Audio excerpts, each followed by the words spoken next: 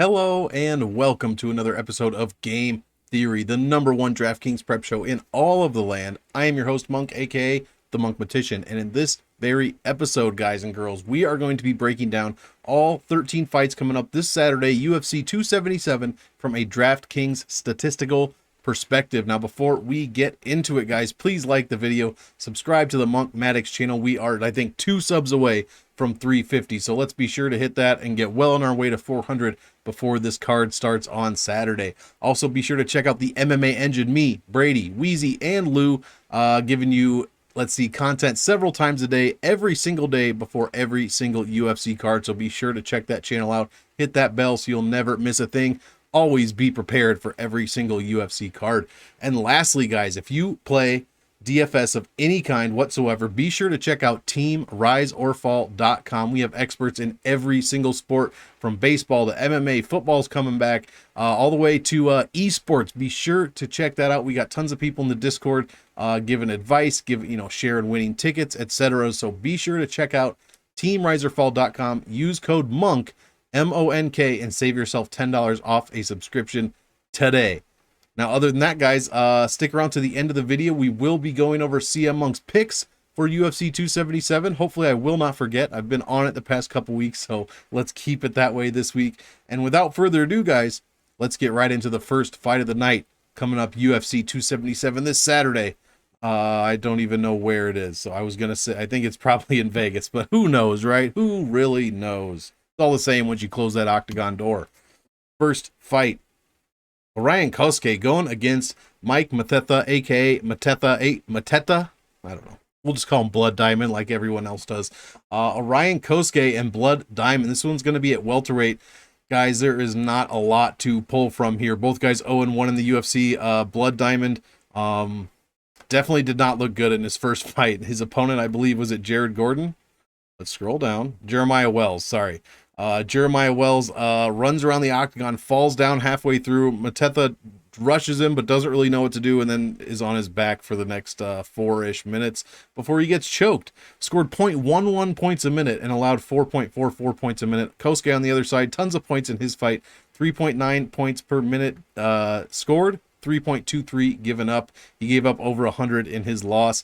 I'm not excited for this one. That means this could be what they call a slate breaker. I hate using that terminology, but I mean, this could go, we could get a first round finish. We could get a 3-round decision. I honestly don't know. There's no way to predict that in this case. Both of these guys are probably not UFC caliber, and here we are jumping off a UFC pay-per-view card. I mean, Cosce did show takedown and control time in his last fight, so as we know, Blood Diamond has no ground game whatsoever. So Cosce, if he does the right thing, the smart thing rather, just take this dude down and submit him quickly. And at 8,800, that's a lot of money to be spending on banking on that. So only 1 sub in his career, 6 knockout wins. I mean, Mathetha, this is going to be his 5th pro fight.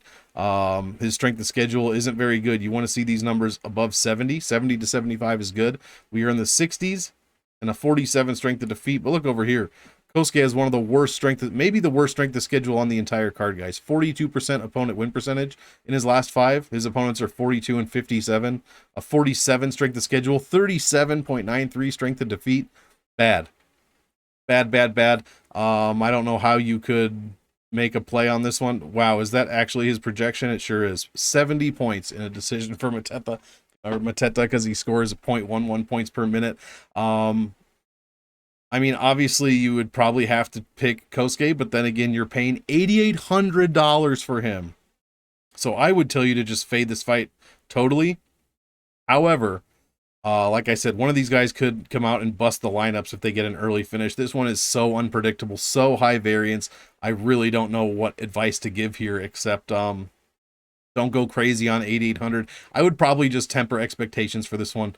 I'm not sure if either, like I said, neither one belongs in the UFC. Not sure either one could even go 15 minutes. I think someone's probably getting finished. I have no idea who.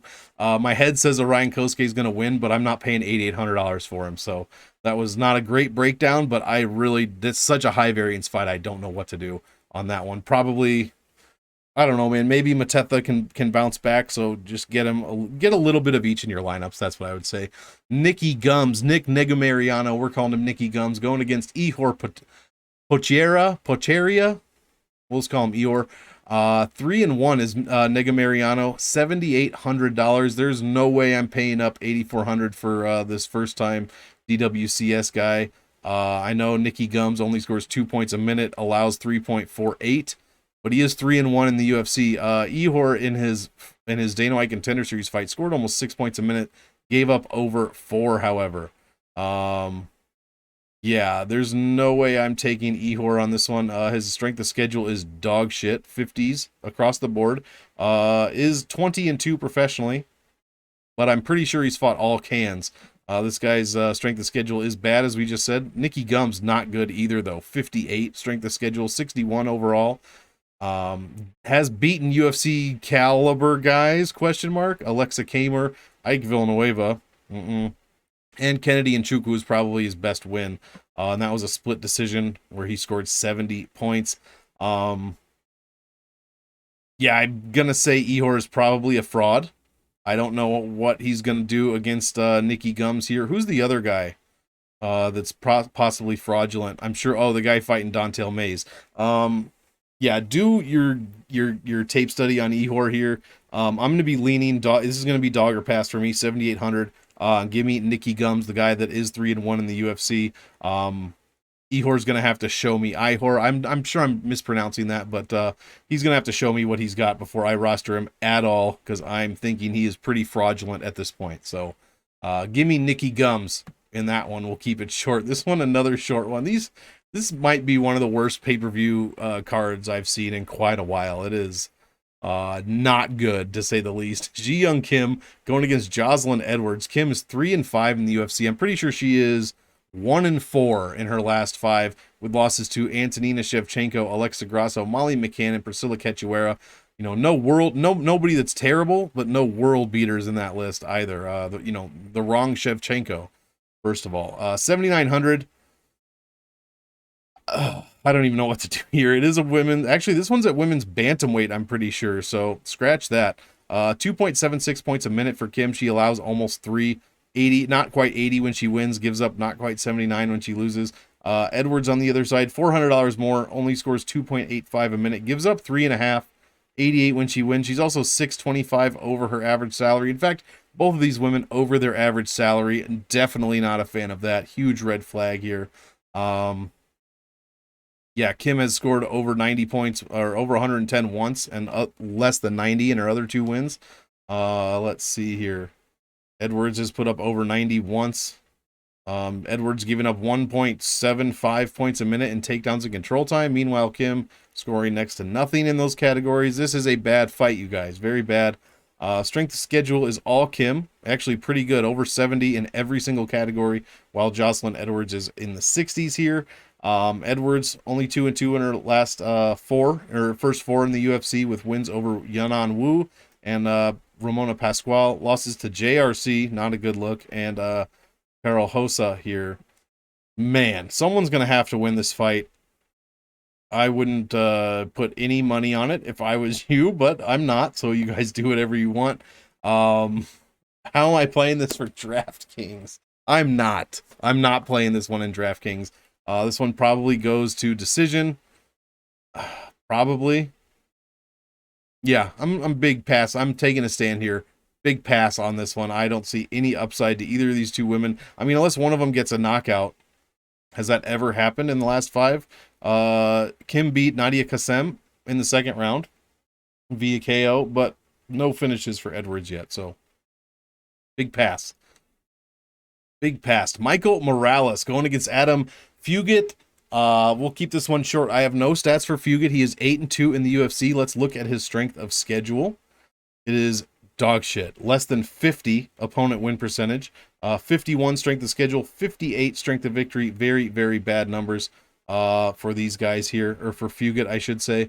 Morales, 9,500. What am I just going to say it again? DraftKings is giving us the magical salary 2 weeks in a row. They didn't have to do it, but here we are. And Morales did make the optimal in his first UFC fight, scoring 6.77 points a minute and 118 almost when he won. He is 1,300 over his average salary, but guys, 9,500 is by far the best salary you could play. It just made optimal again last week, Muhammad Mokaev. So just put him in. Put this salary in, at least 50%, at least. It makes the optimal at like a rate of 52 or 54% now. Every time it steps into the octagon, 54 every time. Yeah, when it steps into the octagon 54% of the time, or 55, whatever it is now, it makes the optimal. It has an 85% win rate. Makes optimal in like 65% of its wins. Play the $9,500 salary. That is my advice for this fight. Play it. Play Michael Morales. Put him in your lineups. His strength of schedule is not very good, but he smashed Trevin Giles in his first fight. First round KO. Put 9,500 in your lineup, guys. And don't play Adam Fugitt. Don't. 67 is the worst salary. 30th best. So the number one worst salary you can play. Don't play Fugitt. Play Michael Morales. Okay? Okay. Thank you for hearing me out on that one. Ricard Klose. Rafa Garcia. This one's going to have to be probably dog or pass for me. Let's get into some of these numbers. They both fought on the same card 102 days ago. Let's see. Rafa Garcia, hold on. I'm not going to, we're going to look at this live. Is it Rafa Garcia or Rafa Garcia? Where's he from? Dun, dun, dun, dun, dun. Let's get some searching music. Dun, dun, dun, dun, dun. He is Mexican. Rafa Garcia against Ricard Klose. My apologies. Lo siento. $7,100 for Rafa. 2 out of 4 of his last fights he's made optimal. 3.63 points a minute. Fantastic. 104 points when he wins. Fantastic. Only giving up 2.6 per minute. 77 when he loses. Here's the big one. $950 under his average salary, guys. This is dog or pass all day. Are you going to pay $9,100 for Ricard Klose? Are you going to do that? 3.39 points a minute, 87 when he wins. I like the score per minute, the offensive pace. Less than 88 points when he wins, and then over 6 wins. That's not good enough for 9,100. He's 800 over his average salary. The takedown and control time from Rafa Garcia is almost 2 points a minute. Meanwhile, Klose giving up 0.7 points a minute in those categories, respectively. Scoring over 1 point a minute himself in those categories. So that could be an interesting little angle, but at 9,100, guys, I don't like it. I'm not getting enough value, in my opinion. On paper, I'm not getting enough value for Ricard Klose at 9,100. His strength of schedule is sub 70 across the board, basically. Meanwhile, Garcia above 70 across the board, coming off of 2 wins over Natan Levy and Jesse Ronson. Meanwhile, Ricard Klose 4-1 in his last 5, but here's who he's beat, guys. Lando Venata in a close fight. Bobby Green, which according to the stats, he did not win that fight. Bobby Green won that fight handily. A negative 8.66 ass whoop index. Boo. You lost that fight, bud. Christos Giagos, barely winning at $9,000, 3.77 ass whoop index. Lost to Beneil Dariush, got KO'd. And then a win over Brandon Jenkins, and Brandon Jenkins is, Brandon Jenkins. So what do you expect? Yeah. This is dog or pass all day for me. Visual statistical recap. Probably going to decision according to their finish history. I'm sure Computer Monk thinks that as well. The upside from Rafa Garcia is too great to pass up, and at $7,100, that is the side I will be taking. Maybe a bit of close, but why? I don't even like him for cash here. Like, give me the dog or pass. The huge upside for Rafa Garcia. And if I'm wrong, then I'm wrong. But 7,100, that is a ton of potential value, whereas there is very little potential value to me on the close side. So that's how I am playing this. Next fight, guys. Don'Tale Mayes hasn't fought in 221 days, but I think the last time he fought is right about when I started doing salary voodoo. So, excuse me. Wow. So he's got a special place in my heart. And at 8,500, guys, this is the side I'm going to be on. Going against newcomer Hamdi Abdelwahab. 7,700 is one of the best salaries you can play, but I think this guy is fraudulent. His record 3-0. Apparently the UFC wants to call it 5-0, but on Tapology it says 3-0. 2 of those fights were I forget the exact terminology they used, but non-professional or something like that. Maybe some sort of bare knuckle that's not quite professional level. I'm not really sure. Let's look at his strength of schedule. 50s, bad. His last 3 opponents are 9-9. Guys, you've seen the video going around of this guy fighting. I forget who said it. I would give credit if I could remember, but he looks like a melting ice cream cone for sure. One of this guy's opponents. So, and apparently he fought him twice. But yeah, this guy could be fraudulent. Don'Tale Mayes 2-2 in the UFC, so he has proven it a couple times with wins over his last 2. Yeah, Roque Martinez, not great, and Josh Parisian, which is aging a bit better. He did KO him in the 3rd, scored 124 points in that one, guys. 6 takedowns landed, so you know he has a bit of ground game. His first fight in the UFC, he fought Cyril Gane, and then Rodrigo Nascimento.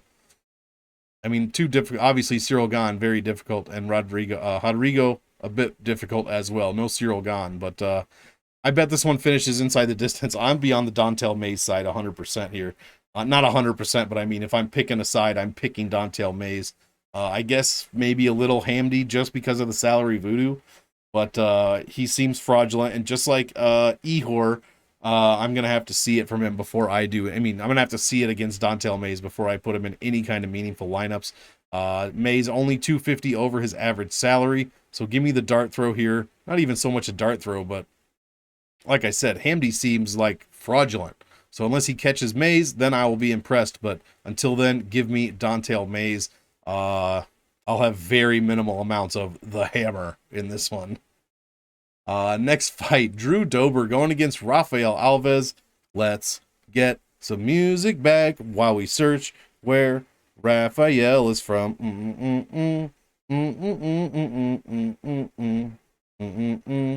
If I could type Brazil, Rafael Alves. There we go, guys. Hey, I'm getting it right this time. I'm not screwing up people's names. Unless you're from, not Brazil or not Mexico, then I'll probably screw up your name. Drew Dober. What do we get for $9,000 from Drew Dober? I'm a Drew Dober fan, but he is 3-2 in his last 5, losing to Islam and Brad Riddell. Excuse me. We get 3.08 points per minute, just under 100 when he wins, so not bad. He's 483 over his average salary. More of a stand-up guy, not too much as far as takedown and control time per minute, about half a point total. Meanwhile, 7,200.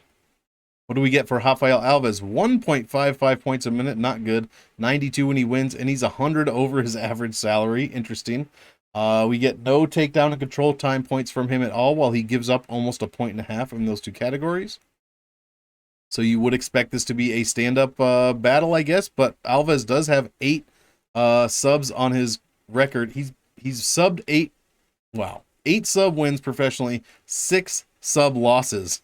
So 14 of his 30 professional fights have ended by way of submission, and 10 of Drew Dober's 36 professional fights have ended by way of submission. So that's a lot of submissions. A lot of submissions, guys. 24 between the 2 of them. Very good strength of schedule for both guys. Like, very, very good. Very interesting. Alves coming off a win over Mark Diakese. My goodness, what a great win that is. It's aging very well because Diakese's going off lately with his wrestling game. But a loss to Damir Ismagulov. Wait, that's a good. No, Damir is the guy. Isn't he the one that just beat Guram Kutateladze? Yeah, I'm pretty sure. He's got 1 loss, so very good strength of schedule. Drew Dober coming off a crazy win over McKinney. This one should be a good fight, actually. Probably the first good fight of the night, to be honest. Let's see here. Finishing probabilities up over 50%. I like the Alves side. I like both sides, actually. Alves, because 7,200, I mean, if he wins, that's going to do very well for the optimal lineup. Drew Dober has made optimal in 1 out of his past 3 fights, which I assume would be the McKinney fight. Let's see. Alves put up 92 over his win against Diakese, in which he was a plus 215 dog. So very good look there. I'd play a bit of both, honestly. Usually I like to pick sides lately, but I mean, Drew Dober for 9,000 is a great salary to play, but 7,200 is a decent dog salary as well. I'll probably have more Dober. Man, I don't know, actually. I think if you check out ownerships, I'll probably be over on Alves and maybe right around Drew Dober's ownership is kind of what I'm thinking. But this, like I said, probably the first good fight of the night. So I will be targeting this one for sure. Alex Morono going against Matthew Semelsberger. Let's look at the numbers. Going into this one, before I look at any numbers, I will be heavy on the Semelsberger side. Let me see if that is going to work out for me. Great power index, 1.32 power index, $8,600, has made optimal in 1 out of his past 4 fights. 3.4 points a minute, 104.5 when he wins. Fantastic, just 180 over his average salary. And the third highest average value on the card, 10.5. Great numbers. What do we got from Morono? 7,600, 2.79 points a minute, 86 when he wins. Allows not very much at all. 2.45 a minute and 81 when he loses, and he's 814 under his average salary, average value of 10.5. Neither one of these guys, I mean, Semelsberger scores more takedown control time points per minute. Let's see here. 3 of 4 Semelsberger wins have been over 100. 2 of them over 110. Nice. Only 4 of 10 wins from Morono have gone over 100. Just 1 over 110. Strength of schedule is Semelsberger by at least 6 to 7 points across the board. Under 70 for Morono. Not what we want to see. He has wins over Reese McKee, Donald Cerrone, a spent Donald Cerrone, David Zawada, not even sure if he's in the UFC anymore, and Mickey Gall. So there you go. In fact, one of the times the $9,500 salary did not make optimal, I'm sure, was when it scored 79 points against Mickey Gall. So what are you going to do there? Meanwhile, Semelsberger smashing Carlton Minus, smashing Jason Witt in the first 30 seconds. Smashing Martin Sano and beating AJ Fletcher. That one was much closer. He has a negative ass whoop index on that one, so we'll have to go back and watch that one. But overall, the numbers are better for Semelsberger. I'll be on the Semelsberger side, honestly. He's also 2 years younger, plus some, than Morono, even though Morono will always look like he's 14 to me. I'll be much higher on the Semelsberger side, for sure. I just like his game more. He's got 7 finished wins professionally out of 10 fights. So yeah, give me Semelsberger.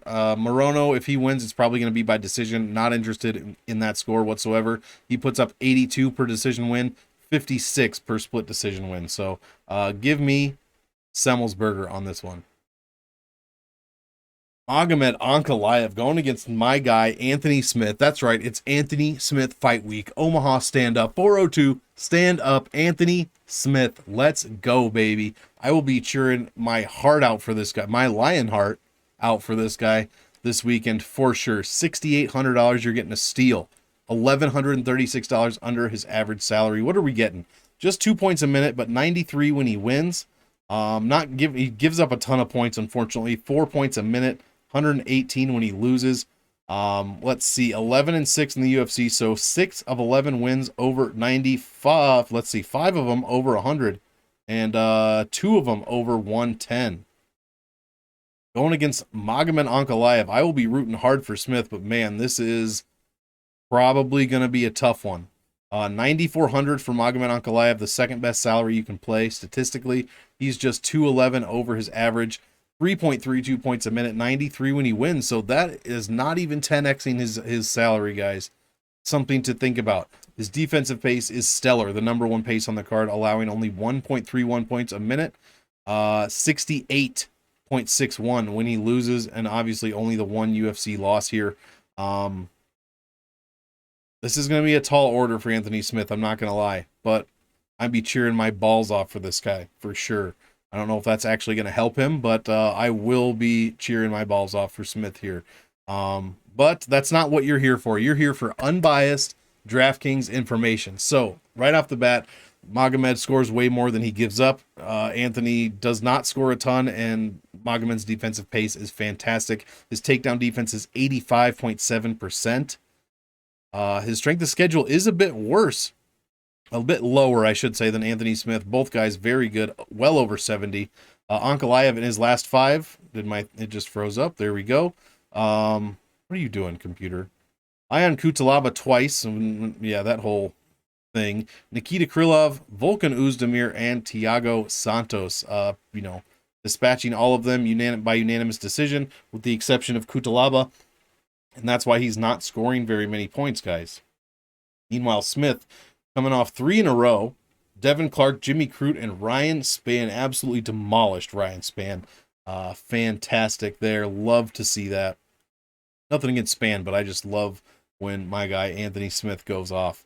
Here are my my see amongst projections. Whatever you think is going to happen, here's how I think it will score. Let's look at a couple of these graphs. Anthony Smith trending way up, opponents trending way down. Meanwhile, Ankalaev trending, his opponent's trending down, but he also is trending down as far as his offensive pace goes. And the real estate here for visual statistical recap, pretty even. Ankalaev sticking way out in win percentage, but finish wins, Anthony Smith. Bonus points per win, Anthony Smith. Average value, last 5 strength of victory, Anthony Smith. These finish numbers are off the charts, well over 50, so I assume Computer Monk thinks this one will end inside the distance, or will not go to decision, rather. How are we playing this? If we're unbiased, guys, I have to tell you to play Magomed Ankalaev. Wherever you're not playing the $9,500 salary, you should be playing the $9,400 salary. It is the second, and it's not ranked like 93 is third, 92 is, it's not like that at all. It just so happens that 91 and 94 are the 2 top salaries. 91 is number 1, or 95 rather, is number 1 by far. And then it's 94, and then it's like 7,700, 8,000, something like that, 9,000.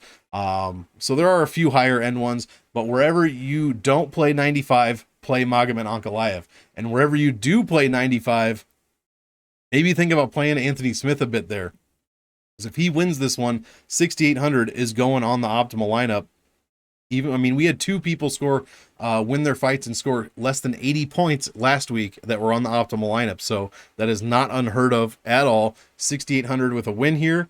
If he puts up 70, 80 points, could be optimal. So I would definitely play a bit of Smith, but I will have Ankalaev in all lineups that I do not have Morales in. That's probably how I'm playing this one. Let's go Anthony Smith. Come on, baby. Alejandro Pantoja going against Alex Perez. I think this is going to be another dog or pass for me as far as DraftKings goes, guys. 7,500 for Perez. What do you get for that cheap salary in which he's coming $1,000 under his average? You get 4.76 points a minute. Huge. 106.82 when he wins, and that's over 6 wins. Huge. He gives up just 1.72 points a minute, second best pace defensively on the card. 9.63 average value. 5 of 6 UFC wins over 90, 3 of them over 100, and 2 of them over 110. Scores 1.74 points a minute in takedowns and control time. Guys, come on. Let's look at the Pantoja side, in which you got to pay $1,200 more. 3 points a minute, 92 points when he wins. Gives up almost 3 points a minute. $18 over his average salary, 8.81 average value. Let's see, out of 8 wins, 5 of them he's put up over 90, 3 of them over 110. And he has a decent takedown and control time game per minute, 0.81 points a minute is what he scores, but he gives up well over 1.1 points a minute in those 2 categories, and that is where I think Perez is going to be able to shine here. Look at these relevant fight statistics. It's Perez everywhere. Absolutely everywhere. 83% takedown defense. Meanwhile, Pantoja's is 67. Strength of schedule is a bit better for Pantoja, but it's almost 70s across the board for Perez. Not too bad. Not a huge difference. 3-2 in his last 5 with losses to Joey B and Davison Figueiredo, the current champion.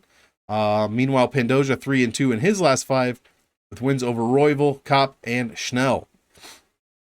Losses to Figueiredo and Askarov as well. Obviously, the Figueiredo loss for Pantoja was a bit easier to stand than, he didn't smash Pantoja like he smashed Perez in less than 2 minutes. That was how long ago? 613. Oh my goodness. Alex Perez hasn't fought in 613 days, guys. That is kind of a big red flag. Yikes. Projections much higher for Perez. Perez owning the DraftKings visual statistical recap as well.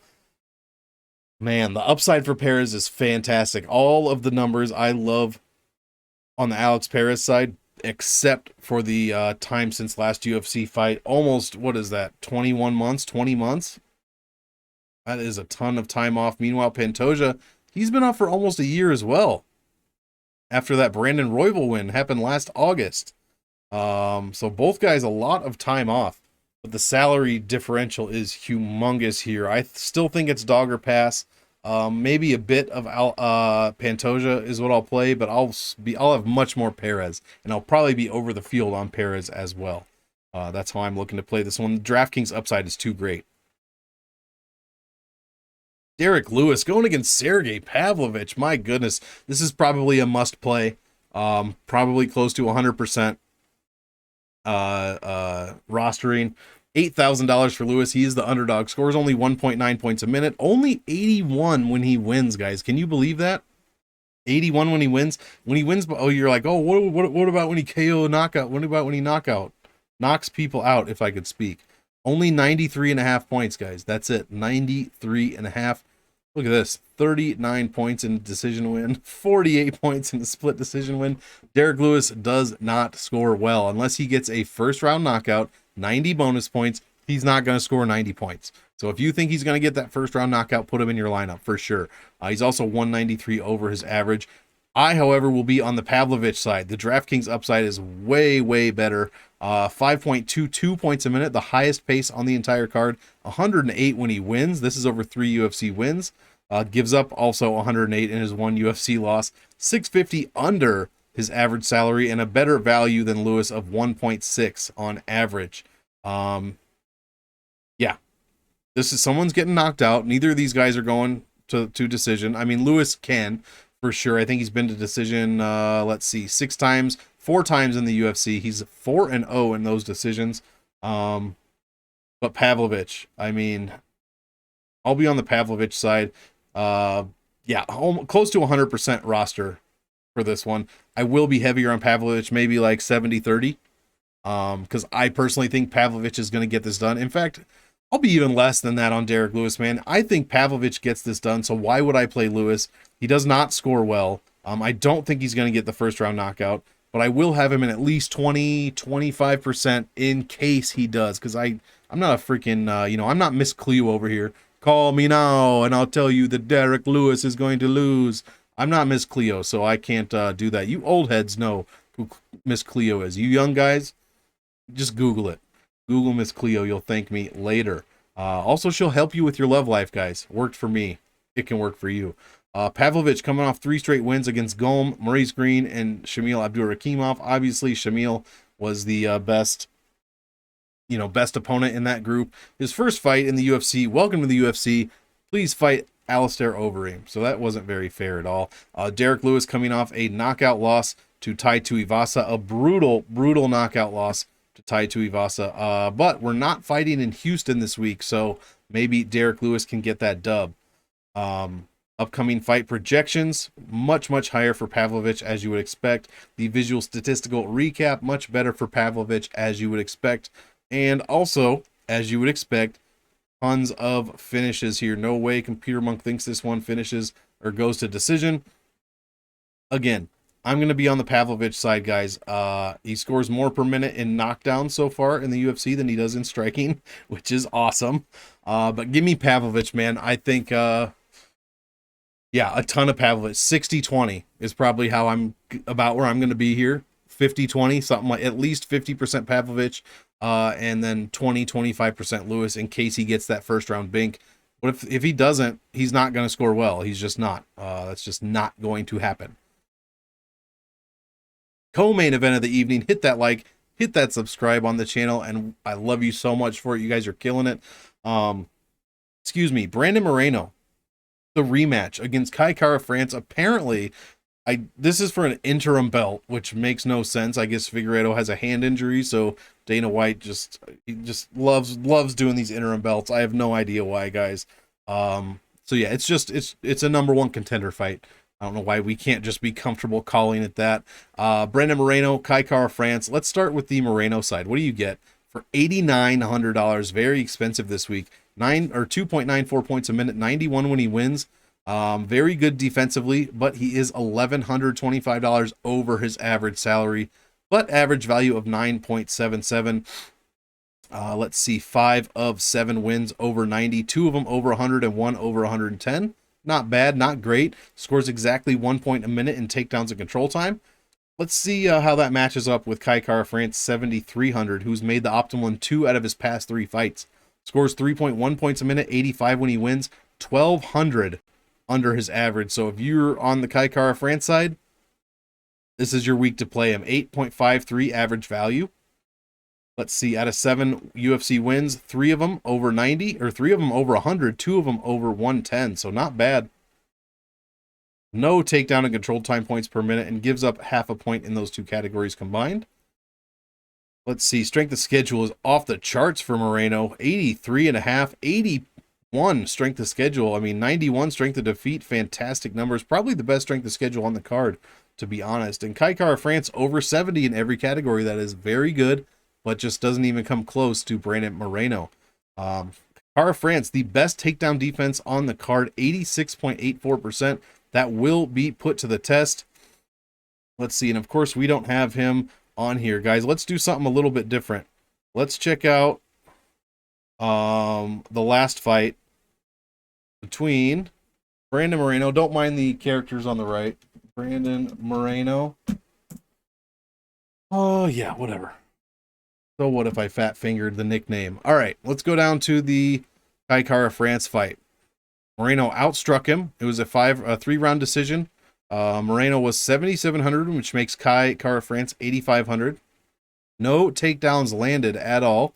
Yeah, just a striking affair, apparently. A very low-scoring striking affair, and that was back in 2019, December of 2019. So, if that goes to show you, what are we really going to get between these two? It's either going to... I think Moreno's probably better everywhere. Here are my projections, very close. Moreno trending down while his opponents trend up, and the exact opposite for Kai Kara-France.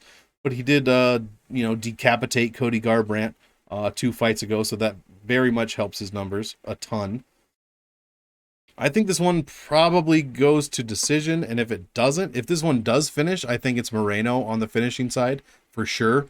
So I'll probably be higher on Moreno. Kara-France, what does he put up in decisions? Both these guys score like shit in decisions. 66 and 76. Man. I'll probably be under both guys. Pause? I'll probably be under the field on both of these gentlemen. 8,900 is a ton for Moreno, unless you think he's going to get a finish, which I think he could. So that's why I'll have a bit of him. But Kai Kara-France, even at 7,300, man, I mean, what is he going to do against Moreno outside of a lucky shot? Moreno's chin has been tested, but Kara-France's chin dex is worse. 0.82 to 0.68. You want this number to be closer to 0, if not 0. Kara-France's is worse. So, man, what are we going to do here? Under the field for both of them is what I think. I really think this one goes to decision with the winner scoring, 70 points. That's what it seems like it's going like what's going to happen. 70, 80 points. Under the field. Main event of the evening, guys. We did it just under 40 minutes. Julianna Pena against Amanda Nunes for the bantamweight title, the rematch. Pena making the optimal lineup in her past 2 fights. She is $7,000. Let's see. She made it against Sarah McMahon, in which she scored 90 points as a dog. And obviously the Amanda Nunes, the only time $6,500 salary has ever been offered by DraftKings. She scored 109 points in a round 2 win. So this is very simple. If you think that Pena is going to do it again, put her in your lineup, because at $7,000, she's going to need a finish probably to get a win here, I would imagine. If this goes to a decision, I think that Nunes is probably going to take it. That said, the fact that I don't think this one goes to decision at all, to be honest. Both these women score right around the same, 3.91 points a minute, 100 points per win for Pena, 111, almost 112 for Nunes, and that's over 14 UFC wins. Great defensive pace for Amanda. 1.72 points a minute is all she allows. Best value on the card at 11.5, and she's only 378 over her average. Meanwhile, Pena still being discounted, minus 780, even after her win, her dominant basically a dominant win, for lack of a better word, over Nunes. Just jabbed herself to a win here. Yeah, this one's very straightforward, guys. It's either going to be a Nunes probably inside the distance or Pena inside the distance. If you think Lightning's going to strike twice, put Pena in your lineups. $7,000. She will make the optimal of the win. I can almost guarantee it. And Amanda, if she wins, I mean, it could be a first or second round finish. Who knows? I'm just guessing. She also could be optimal, but at 9,200, that's a bit expensive, guys. Amanda scoring 1.4 points a minute in takedowns and control time. Pena outscoring her there, 1.5 points a minute. So about the same. Pena also giving up about 1.4 points a minute in those two categories. So not a great look there. Her takedown defense is 22%. I assume Nunes is not going to, I mean, she'd be smart to try to do it, take her down, get some ground and pound or whatever. But we'll just have to see. Strength of schedule is Pena's across the board, and it's not even close. Probably that win over Nunes is what bolstered that number. But I mean, Nunes before this fight was a world beater. No one was ever going to beat her. That was the narrative. Best female fighter of all time, if not on the general pound for pound list. I mean, her graph wasn't even touching her opponents until this last fight. Not even touching. So we do have to keep that in mind. This one's easy, guys. Like I said, if you think Pena is going to do it again, put her in your lineups. Go well over the field on her if you think that's going to happen again. And in fact, even if you don't, the fact that she's proven it once already, she deserves to be in, I think she deserves to be more than the field. So if she's like 20% owned, I'll go 25, 30% Pena for sure. Nunes, I like 9,500 fighter more. I like 95, 94 more, and 9,000 more than 92. So I'll be under the field a bit on Nunes. I do think she probably wins this fight inside the distance. That said, I'll be a bit under the field, I think. But man, that might bite me in the ass. She scores 116 when she wins by KO. TKO scores 106 by sub. 117, almost 118 when she wins by decision. So maybe I should go about the field on that one. But I'll be over on Pena just because she's proven she can do it before. Why can't she do it again? That's kind of my thoughts on it. So this card kind of a bit lackluster if you ask me, but the main card I think is decent, and this fight does have potential to be decent. I mean, just put yourself back where you were 6 months ago or 228 days ago when Pena finished Nunes. That was, I don't care who you were, even if you picked Pena, that was shocking and damn fun to watch. So I will have my excitement level up a bit for this one. But either one could end this one in a finish, so put them both in your lineup. But I will be more on Pena than I will than the field. I'm almost sure of it. All right, guys, that is going to do it. All 13 fights in just over 42 minutes. Before we get out of here, as promised, CM Monk's picks for UFC 277. Now, for those of you that don't know, CM Monk is Computer Monk. It is this thing I've built that is not a model. It is not an algorithm, and I refuse to call it either of those things. Its name is CM Monk, and you will refer to it as such. But anyways, it is a thing I built that bases on like 50 to 60 stat points, a little bit of Vegas odds. What else? Strength of schedule. It's tons of stats. It compiles them all and then picks the winner, and it also makes bets. So we're just going to look at the picks for UFC 277 here. Basically, it removes bias. In my opinion, it removes all bias, my bias, of which there is much, to all of these fights. So get that bias out of here. We don't want it. Here are CM Monk's picks for UFC 277. Orion Cosce by finish. Wow, really? Is this right? Ihor by decision. Wow. See, this is why CM Monk exists, because I would pick Nicky Gums by decision all day. Either way, I digress. Ihor Potieria, Jocelyn Edwards by decision, Michael Morales by finish. Let's go. $9,500 salary. Let's get it. Rafa Garcia by decision, the $7,100 dog. Let's get it. I love that pick. Dontel Mays by finish. Love it. Hamdi is a fraud. Drew Dober by finish over Rafael Alves. Matthew Semelsberger by decision. Magomed Ankalaev by finish. See, this is also why CM Monk exists, because I would be picking Anthony Smith no matter what. I mean, guys from my hometown. He seems like a great dude. And hope to meet him one day. That would be fantastic. But yeah, It's picking Magomed Ankalaev. Anthony, if you're watching, and I know you are, I would pick you personally. If this is me, I'm picking you all day, bud. And I'm rooting hard as hell for you to get this win. Stupid Sia Monk is picking Ankalaev by finish. Alex Perez over Alejandro Pantoja by decision. Love that dog pick. Sergey Pavlovich by finish over Derek Lewis. Brandon Moreno by decision. Love it. For the interim flyweight belt, and Amanda Nunes by finish to win her bantamweight title back. I think I love every single one of these picks except for Ihor and except for Magomed Ankalaev over Anthony Smith. Guys, we did it. That is going to do it. All 13 fights plus CM Monk's picks for UFC 277. One more time, please like this video, subscribe to the channel so we can get on the road to 400 subs, guys. Let's do it. You're killing it. I never thought I'd have this many subscriptions in my life, so I am humbled and honored to even be close to that 400 mark. So guys, thank you so much. Check out teamriserfall.com. Use code MONK. Save yourself $10 on a subscription. Check out the MMA engine. And as usual, I want all of you to enjoy the fight. So enjoy, and we will see you next time.